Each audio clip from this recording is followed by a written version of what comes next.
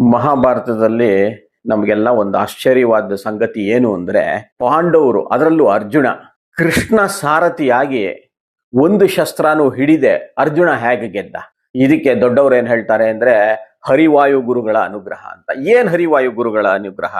ಇದರಲ್ಲಿ ಏನಾಗತ್ತೆ ಅಂದ್ರೆ, ಹರಿನೇ ಕೃಷ್ಣನಾಗಿ ಅರ್ಜುನನ್ ಸಾರಥಿಯಾದ, ವಾಯುನೇ ಹನುಮಂತನಾಗಿ ಅರ್ಜುನ ರಥದಲ್ಲಿ ಧ್ವಜದಲ್ಲಿ ಕೂತ್ಕೊಂಡ, ದ್ರೋಣ ಅನ್ನೋ ಗುರುಗಳೇ ಅರ್ಜುನನಿಗೆ ಅನುಗ್ರಹ ಮಾಡಿದ್ದಾರೆ. ಅದ್ ಹೇಗೆ ಅಂತಂದ್ರೆ, ಒಂದ್ಸಲಿ ಯಾರೋ ಕೇಳಿದ್ರಂತೆ ದ್ರೋಣನ, ನಿಮಗೆ ಅತ್ಯಂತ ಮೆಚ್ಚಿದ ಶಿಷ್ಯ ಯಾರು ಅಂತ.